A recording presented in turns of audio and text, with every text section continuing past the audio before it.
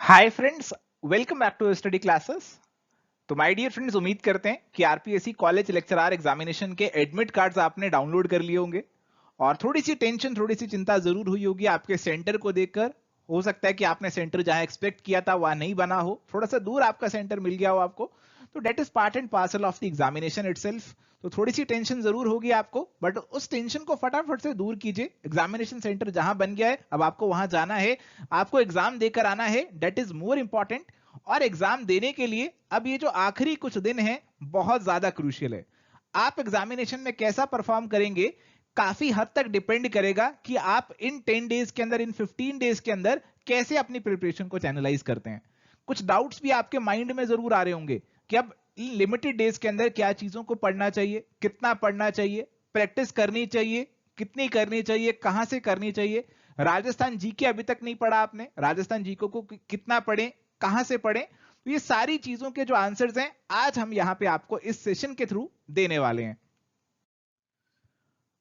Start करने से पहले थोड़ा सा लाइटर नोट पे आपके लिए यहां पे एक मीम है जो कि अभी फिलहाल आपकी जो लाइफ है उस पर पूरा पूरा अप्लाई करता है। आपके एग्जाम में 10 दिन बचे हैं और आपके कुछ चैप्टर्स यहाँ पे बचे होंगे, जैसा लिखा कि 10 चैप्टर यहाँ पे बचे हैं। आपने कहा कि एक दिन में एक चैप्टर पढ़ लूंगा, बट पढ़ाई नहीं करी, फिर से वही कामों में लग गए। और अब क्या होगा, 5 दिन रह जाएंगे, धीरे धीरे फिर से 10 चैप्टर पढ़े। आपने कहा कोई बात नहीं, 2 चैप्टर डेली पढ़ता हूं या पढ़ती हूँ। फिर धीरे धीरे क्या होगा, 2 दिन रह जाएंगे, आप कहेंगे 5 चैप्टर पढ़ने पड़ेंगे। फिर धीरे धीरे 10 घंटे रह जाएंगे। तो मुद्दे की बात यह है, जो टाइम है वो किसी के लिए नहीं रुकेगा। आपके जो सारे काम है वो बाद में हो जाएंगे, काम रुक सकते हैं, एग्जाम के बाद भी हो सकते हैं। आपके घर के काम है, आपका कोई किसी से मिलने जाना है, जो भी बाकी काम है वो सभी एग्जाम के बाद भी हो सकते हैं। बट जो एग्जाम है उसकी डेट आपकी बिल्कुल फिक्स है। और ये एग्जाम अगर आपका क्लियर ना हुआ तो आपके कैरियर के लिए एक सेटबैक हो सकता है। पता नहीं अगला एग्जाम कब आएगा, कितने सालों के बाद अगला एग्जाम आएगा, आपको अगली जॉब कितने सालों के बाद मिलती है, कोई क्लैरिटी नहीं है। तो जो लिमिटेड डेज आपके पास अवेलेबल हैं बहुत क्रूशियल हैं आपके लिए।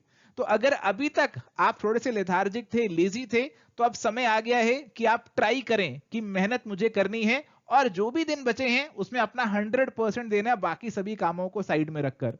ध्यान रखिए कि जो भी अकम्पलिशमेंट होती है, every accomplishment starts with the decision to try. अगर आप ट्राई नहीं करेंगे तो आपको अकम्पलिशमेंट मिल ही नहीं सकती। अगर आप चीजों को टालते रहेंगे तो कभी अपने गोल को अचीव नहीं करते रहेंगे। तो आज से ही डिसाइड कीजिए कि मुझे ट्राई करना है और इस एग्जाम के अंदर मैं अपना 100% देकर आऊंगा या फिर आऊंगी। तो की कंफ्यूजन एरियाज जो कि आपके माइंड में आ रहे हैं उनको आज डिस्कस करेंगे। क्या पढ़ना चाहिए, कितना पढ़ना चाहिए, कहां से पढ़ना चाहिए, प्रैक्टिस करनी चाहिए, मॉक टेस्ट लगाने चाहिए। बहुत से ऐसे ऐसे सवाल हमारे माइंड में हैं, तो आइए एक एक करके इनको डील करते हैं। चलिए, तो इस समय हमारे माइंड में सबसे पहला क्वेश्चन तो है कि व्हाट टू स्टडी, क्या पढ़ाई करें। अब एग्जामिनेशन बहुत पास है और बहुत सी चीजें दिमाग में घूम रहे हैं कि ये चीज पढ़ लूं, पुराना रिवाइज कर लूं, या ये टॉपिक मेरा छूट चुका है, इसे पढ़ाई करनी चाहिए, एमसीक्यू सॉल्व कर लूं, क्या चीज करनी चाहिए। बहुत सी चीजें हमारे दिमाग में घूम रही होंगी। तो सबसे पहले आपने क्या करना है, सबसे पहले आपका जो सिलेबस है वो उठा लेना। आपका एग्जाम का सिलेबस प्रिंटेड फॉर्म में है तो वेल एंड गुड है, नहीं है तो कंप्यूटर, मोबाइल जैसे भी है उसे निकाल लेना। और उसके अंदर आपको करनी है मार्किंग। आपको मार्कआउट करने हैं टॉपिक्स जो कि आपने पहले पढ़ लिए हैं, जो कि पहले आप टॉपिक्स पढ़ चुके, उनको मार्कआउट कर लेना। अब उनकी आपको क्या करनी है, रिवीजन करनी है। और रिवीजन कहां से करनी है, जहां से आपने पहले पढ़ा था वहीं से आपको इसे रिवाइज करना होगा। अब देखो यहां पे ना एक बहुत इंपॉर्टेंट चीज है। हमारा जो आरपीएससी का एग्जामिनेशन है, खासकर मैं अपने सब्जेक्ट की बात करूं तो एबीएसटी, ईएफएम और बीएडीएम के जो हमारे सब्जेक्ट हैं, और राजस्थान जीके भी इसी कैटेगरी का ही सब्जेक्ट है, कि यहां पे हमारे पास काफी क्वेश्चंस हमें फैक्चुअल देखने को मिल जाते हैं। यानी कि हमारी फैक्चुअल नॉलेज भी यहां पे टेस्ट की जाती है कि कौन सी थ्योरी आपको किसने दी, कौन सा कंसेप्ट आपको किसने दिया, कौन सी बुक किसने लिखी, इस सब के ऊपर भी सवाल आपको देखने को मिल जाते हैं। तो ये चीजें आपको याद करनी होंगी। और इन चीजों की आप क्या करो, बेहतर है अगर कोई लिस्ट बना सकते हो तो लिस्ट बना लो। आपने ये चीजें बहुत जगह पढ़ी होंगी, बहुत से सवालों में प्रैक्टिस करते समय आपके सामने आई होगी।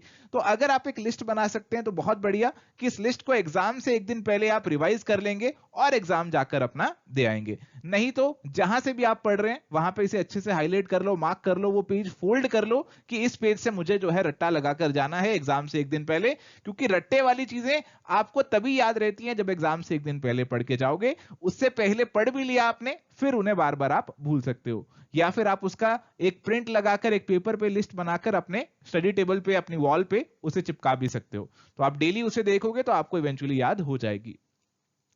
अब आती है ऐसे टॉपिक्स जो कि हमारे अभी तक इनकम्प्लीट है या फिर हमने स्किप कर दिए थे। ऐसा हुआ ना जब हम सिलेबस की तैयारी कर रहे थे तो कुछ टॉपिक्स का तो कंटेंट हमें रेडीली मिल रहा था, हमारी बुक्स में गिवन था, हमारी यूनिवर्सिटी की बुक्स में, एमकॉम की बुक्स में मिल गया, तो वहां से हमने पढ़ाई कर ली। अब कुछ टॉपिक्स ऐसे हैं जो कि शुरू से ही छूटते चले आ रहे हैं, उनका कंटेंट हमें पता नहीं चला, आज तक नहीं पता चला कि उसमें क्या पढ़ना चाहिए क्या नहीं पढ़ना चाहिए। अब इन टॉपिक्स को लेकर इस स्टेज पे आपको कंफ्यूज नहीं होना। इन टॉपिक्स को अब आपको बेहतर है स्किप कर दें, बट फिर भी कई बार मन नहीं मानता, अंदर से होता है मेरे कैरियर का सवाल है, इसी टॉपिक से सवाल आ गया तो कहीं मेरा सिलेक्शन ना रुक जाए, तो फिर उस टॉपिक के लिए आप उसका थोड़ा सा आइडिया ले सकते हैं, ओवरव्यू ले सकते हैं। उस टॉपिक को गूगल कीजिए और जो कंटेंट आपको कुछ मिल रहा है वो पढ़ लीजिए, यूट्यूब पे उसका कोई वीडियो देख लीजिए, बट बहुत सारा टाइम मत वेस्ट कीजिए उस टॉपिक का कंटेंट सर्च करने में। ऐसा ना हो कि आपके 100 टॉपिक में से आपके 5 टॉपिक छूटे थे और इन 5 टॉपिक को करने में सारा टाइम आपका निकल जाए। ऐसा आपको बिल्कुल भी नहीं करना। तो ये टॉपिक्स आपके छूट गए, कोई दिक्कत की बात नहीं है, आपको 100 आउट ऑफ 100 स्कोर भी नहीं करना। कुछ टॉपिक्स हमेशा छूट जाते हैं, तो ये टॉपिक्स छूट गए तो छोड़ दो या फिर इनका ओवरव्यू लेकर चले जाओ। कहीं से रेडीमेड नोट्स मिल रहे हैं उनको रेफर करके चले जाओ, टाइम नहीं वेस्ट करना इन चीजों के ऊपर। अब बात आती है राजस्थान जीके की। राजस्थान जीके को लेकर काफी क्वेरीज रहती हैं, जीके कहां से पढ़ें, कैसे पढ़ें। अब देखो राजस्थान जीके जो है ना वो आपके लिए एक नया सब्जेक्ट है। हो सकता है कि आपने कहीं ना कहीं स्कूल लेवल पे, ग्रेजुएशन के लेवल पे पढ़ा हो, अगर आप राजस्थान को बिलोंग करते हैं। जो बाहर के कैंडिडेट्स हैं उनके लिए तो एक नया सब्जेक्ट है। और किसी भी कैंडिडेट की जो कॉलेज लेक्चरर एग्जाम की ही तैयारी कर रहा है उसकी मास्टरी तो नहीं होगी राजस्थान जीके में, ये मैं मानता हूं। अगर आप आरपीएससी या कोई और राजस्थान कॉम्पिटिटिव एग्जाम की तैयारी कर रहे हैं तो हो सकता है कि आपने राजस्थान जीके को अच्छे से पढ़ाई पहले भी किया हो और आप थोड़े से मास्टर इसमें बन चुके हो, बट नॉर्मली कैंडिडेट्स की इसमें मास्टरी नहीं होगी। इसमें आपको एक डिसेंट स्कोर लेकर आना है, आपको इसके अंदर आपको पूरे मार्क्स नहीं लेकर आने, आपको डिसेंट स्कोर लेकर आना है कि आपके कम गलत हो ज्यादा सही हो, यही एक डिसेंट स्कोर है इसके अंदर। और इसके लिए इस स्टेज पे मैं मानता हूं कि आपको इसके एमसीक्यूज लगा लेने चाहिए। आप क्या कीजिए, राजस्थान जीके की मार्केट में जाकर आपको कोई रेडीली कोई भी छोटी सी बुक मिल जाती है, एक वो ले लो। आपको मार्केट नहीं जाना, फ्लिपकार्ट अमेजॉन से राजस्थान जीके की बहुत सी बुक्स आपको मिल जाएंगी। तो जौन सी आपको बुक कंफर्टेबल लग रही है कि आप इसे देखकर पढ़ पाओगे, आपको इंटरेस्टिंग लग रही है, तो उसे ले लो। साथ में आपको करना है ढेर सारे एमसीक्यूज की प्रैक्टिस। बुक नहीं भी ले रहे तो मैं कहता हूं कि आप राजस्थान का विकिपीडिया का पेज बना हुआ है, तो वहां पे राजस्थान की हिस्ट्री, इकोनॉमी, ज्योग्राफी के बारे में बहुत सी बातें बता रखी हैं। राजस्थान के अंदर कौन से फेयर्स हैं, फेस्टिवल्स हैं, ये सारी चीजें वहां भी बता रखी हैं। तो आप एक बार उसे रीड आउट कर लो, आपको बेसिक क्लैरिटी मिल जाए राजस्थान के बारे में। राजस्थान के बारे में कुछ बेसिक अंडरस्टैंडिंग आ गई आपकी कि ये राजस्थान स्टेट है आपका, इसमें इतने डिस्ट्रिक्ट्स हैं, इसका इतना एरिया है, ये बेसिक क्लैरिटी आपने ले ली। उसके बाद आप लगाओ ज्यादा से ज्यादा एमसीक्यूज। कौन से एमसीक्यूज आपको लगाने चाहिए? जो राजस्थान के आरपीएससी के प्रीवियस ईयर के एमसीक्यूज आ चुके हैं, राजस्थान के अंदर जो भी एग्जाम्स होते हैं जिसमें जीके पूछी जाती है उसके एमसीक्यूज आप लगा सकते हो तो बेहतर है। अगर ऐसी बुक मिल जाती है आपको मार्केट के अंदर कि उसके अंदर सारे एमसीक्यूज आपको मिल जाए राजस्थान जीके के, वो लगा सकते हो। नहीं तो आप गूगल पे लिखोगे राजस्थान जीके एमसीक्यूज तो भी इतने सारे एमसीक्यूज आपको यहां पे मिल जाएंगे। तो जितने ज्यादा एमसीक्यूज आप लगाओगे वो ज्यादा आपके लिए बेहतर रहेगा, क्योंकि आप एमसीक्यू जब लगाते हो तो आपके दिमाग में चीज सेट हो जाती है कि इस क्वेश्चन का आंसर ये है, इसका आंसर ये है, और एग्जाम में आप ऐसे क्वेश्चंस को फिर से हैंडल दोबारा से कर सकते हो। अगर आप सिंपली पढ़ाई करके जाओगे, बुक को रट्टा लगा कर जाओगे, तो आपकी वो एग्जामिनेशन ओरिएंटेड नॉलेज नहीं बनेगी, क्वेश्चन स्पेसिफिक नॉलेज आपको नहीं मिलेगी। तो ज्यादा समय किस पे लगाना है? एमसीक्यूज पे लगाना है। पढ़ाई पे कोई बुक पढ़ने का मन है ले लो, नहीं तो विकिपीडिया पढ़ लो। इकोनॉमी ऑफ राजस्थान के ऊपर हमने फ्री ऑफ कॉस्ट हमारे यूट्यूब चैनल पे भी एक लेक्चर बनाकर डाला हुआ है जिसमें राजस्थान के सारे बेसिक्स आपको समझाए हुए हैं। तो आप वो लेक्चर भी एक बार देख सकते हो, जहां से भी आपको राजस्थान की बेसिक क्लैरिटी मिल जाएगी। एमसीक्यूज के ऊपर ज्यादा से ज्यादा एम्फसाइज आपको करना है।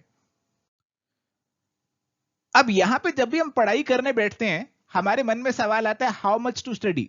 अब ये सवाल अगर आप मेरे से 6 महीने पहले पूछते, इसका आंसर मैं कुछ और देता, बट अब ये सवाल क्योंकि एग्जामिनेशन में 10 दिन रह गए हैं आपके जीके के पेपर को, और एबीएसटी एएफएम बीएडीएम के अराउंड 15 डेज हमारे पास हैं ऑन एन एवरेज, तो यहाँ पे अब हमारी स्ट्रेटेजी कुछ बदल जाने वाली है। अब हमें क्या करना होगा इस एग्जाम को क्लियर करने के लिए? अब यहाँ पे हमें फोकस करना है बेसिक्स के ऊपर। अब एडवांस में जाने का समय नहीं है। एडवांस नॉलेज जो है अभी आप अगर लेंगे, आप थोड़ा सा चीजों को कॉम्प्लिकेट करने की कोशिश करेंगे तो आप कंफ्यूज हो जाएंगे और आपका कॉन्फिडेंस लेवल डाउन होगा। तो फोकस करो कि जो भी टॉपिक्स आपने पढ़े हैं उनके बेसिक्स एक बार आप अच्छे से यहां पे रिवाइज कर सकते हैं। ऐसा मत करना कि मैंने बेसिक तो ऑलरेडी पढ़ा हुआ है, अब मैं इसका एडवांस पढ़ लेता हूं या फिर इससे जुड़े हुए जो कोई कॉम्प्लेक्स सवाल हैं उनको सॉल्व करने की कोशिश करता हूं। ऐसा बिल्कुल भी मत करना। और अगर आप प्रीवियस ईयर भी देखेंगे तो सवाल आपके बेसिक रहते हैं और फैक्चुअल लेवल के रहते हैं। कोई बहुत ही एडवांस नॉलेज का सवाल एक आधा एग्जाम में आ भी गया तो कोई दिक्कत की बात नहीं है। तो फोकस करना है ज्यादा से ज्यादा बेसिक्स पे। जो टॉपिक्स मुश्किल लगते हैं, कॉम्प्लिकेटेड लगते हैं, बहुत एडवांस्ड है, उनको फिलहाल आप स्किप करके चलो। अगर इन टॉपिक से सवाल आ भी गया तो यकीन मानो ये टॉपिक्स कोई भी कर नहीं आया होगा, और इस टॉपिक के आ जाने से आपकी जो कंपटीशन का लेवल है उस पर कोई इफेक्ट यहां पे नहीं पड़ने वाला। अगर एग्जाम मुश्किल आएगा तो सबके लिए मुश्किल आएगा, आसान आएगा तो सबके लिए आसान आएगा। बट अगर ऐसा हुआ कि एग्जाम आसान आ गया और आप उसे भी सॉल्व ना कर पाए तो फिर आपके लिए दिक्कत यहां पे हो जाएगी।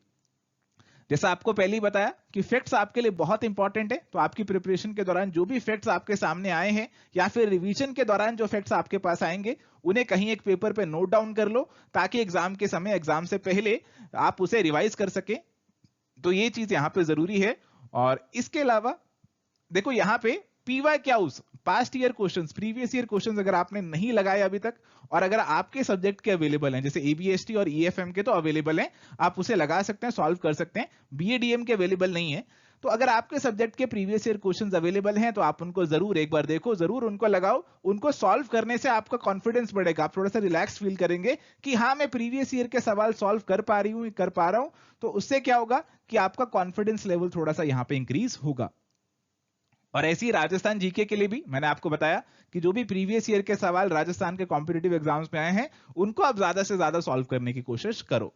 इस स्टेज पे अपने आप को ओवरबर्डन मत करना, जितना पढ़ाई आप कर सकते हो उतना ही पढ़ाई करना। ओवरबर्डन कॉम्प्लिकेटेड टॉपिक से तो बिल्कुल भी हमें नहीं करना। बेसिक चीजें को आपको पढ़ाई करनी है, उन्हीं को आपको रिवाइज यहां पे करना है।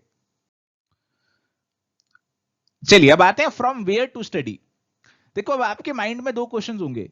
एक क्वेश्चन होगा कि पुरानी चीजें मैं ऑलरेडी पढ़ चुका हूं, क्या मैं उनको वापस से रिवाइज करूं, या जो चीजें मैंने नहीं पढ़ी मैं उनको देखूं। तो आपको मेन फोकस करना है पुरानी चीजों को रिवाइज करने में। पुरानी चीजें जो आपने पढ़ी हैं आप वक्त के साथ साथ भूल जाते हैं, उनको रिवाइज नहीं करेंगे तो एग्जाम में आपको याद नहीं आएंगी। नई चीजों को बहुत ही लिमिटेड स्केल पे आपको पढ़ना है। कोई नई चीजें हैं जो आप पढ़ना चाहते हैं, जो कि आपके माइंड में थी कि आपको पढ़ना है, आपने सोर्स ऑलरेडी आइडेंटिफाई करके रखा हुआ था, तो आप उसे पढ़ सकते हैं। अगर कोई ऐसी चीज है आपको पता भी नहीं कहां से पढ़ना है, कहां से कंटेंट मिलेगा, तो फिर उस चीज को फिलहाल आप यहां पे स्किप करके चल सकते हैं। और साथ ही आपको यहां पे जो तैयारी करनी होगी वो आपके नोट से, आपके बुक से, आपके वीडियोस, जहां से भी आपने इनिशियली उस टॉपिक को पढ़ा था वहां से पढ़ना है। आपने कोई अपने नोट्स बनाए थे वहां से पढ़ लो, कोई बुक में अंडरलाइन किया था तो आप उसे रिवाइज कर लो। आपने वीडियो से सारी पढ़ाई करी थी तो वीडियोस को आप फास्ट फॉरवर्ड करके देख सकते हैं, या फिर आपके वीडियोस के साथ आपने कुछ अपने नोट्स तैयार किए थे उनको रिवाइज आप कर सकते हैं। प्रीवियस ईयर पेपर्स ऑलरेडी आपको बताया, अगर सॉल्व नहीं किए तो एक बार जरूर सॉल्व करना। गूगल बहुत ज्यादा करना अवॉइड करना। देखो क्या होता है कि एक बार हम गूगल चला लेते हैं, गूगल पे कोई टॉपिक सर्च करते हैं तो बहुत ज्यादा हम उसके अंदर डीप चलते जाते हैं, उसका कोई एंड नहीं होता, कोई लिमिट नहीं होती। तो जितना ज्यादा आप टॉपिक्स को गूगल करने की कोशिश करेंगे, स्पेशली ऐसे टॉपिक्स जिनका कंटेंट बहुत लिमिटेड है, तो उसमें आपका टाइम बहुत ज्यादा वेस्ट होगा और कंटेंट कोई खास निकल कर आएगा नहीं। तो ऐसे गूगल करना आप अवॉइड करना।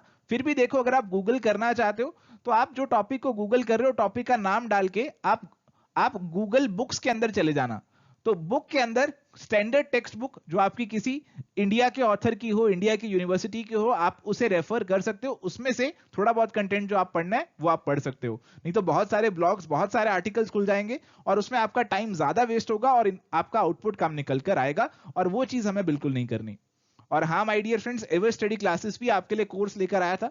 काफी सारे स्टूडेंट्स ने ऑलरेडी इस कोर्स को ज्वाइन किया था, तो अगर आपने वहां से पढ़ाई करी है तो मैं मानता हूं कि आपने सारा कोर्स, सारा सिलेबस अपना यहीं से कंप्लीट किया होगा, और कोई टॉपिक ऐसा नहीं होगा जो कि आपका छूट गया होगा। तो आप पुराने वहीं से जो आपने पढ़ाई करी थी, वीडियो से, नोट से, एमसीक्यू से, आप उन्हीं को रिवाइज कीजिए, ताकि जो चीजें आपने पहले पढ़ी थी वो आपको वापस से रिकलेक्ट हो जाएं। और कोई नए स्टूडेंट्स हैं, उनके भी कुछ टॉपिक्स रह गए हैं या फिर प्रैक्टिस करना चाहते हैं, तो वो भी हमारे कोर्सेज का बेनिफिट ले सकते हैं। अब देखिए, बात करते हैं प्रैक्टिस और मॉक टेस्ट की। प्रैक्टिस करना बहुत जरूरी है। देखो, मैं ऐसे स्टूडेंट्स से बात करता हूं जो मुझे बताते हैं कि सर सिलेबस इतना पढ़ा है, तो अभी ये सिलेबस कंप्लीट करना है, फिर टाइम मिलेगा तो एक दो मॉक की प्रैक्टिस कर लेंगे। तो ये अप्रोच मुझे थोड़ी सी गलत लगती है, क्योंकि आपका जो सिलेबस है वो कभी खत्म नहीं होने वाला। कोई ऐसा दिन नहीं आएगा जब आप कह देंगे कि हाँ, मेरा सिलेबस आज पूरा कंप्लीट हो गया, 100% मेरी तैयारी हो गई, लाओ अब जितने मॉक्स हैं मैं सारे लगाने को तैयार हूं। ऐसा वो दिन कभी आएगा ही नहीं। इसीलिए आपको अपने शेड्यूल में से डेली खुद से 2-3 घंटे प्रैक्टिस के लिए निकालने चाहिए। प्रैक्टिस करेंगे तो आपको समझ में आएगा कि किस तरीके से आपको क्वेश्चन का आंसर देना होता है, किस तरीके से क्वेश्चन को अटेम्प्ट करना होता है, किस तरीके से आपको ऑप्शंस को एलिमिनेट करना होता है। 4 ऑप्शंस हमारे पास आते हैं और कई बार हमें आंसर नहीं पता होता, बट हमें पता होता है कि ये आंसर तो डेफिनेटली नहीं हो सकता, और फिर उस हिसाब से हम अपना आंसर मार्क करते हैं। तो ये चीज एग्जाम में जाकर सीखने से अच्छा है कि आप घर पे प्रैक्टिस से ही सीख कर जाओ।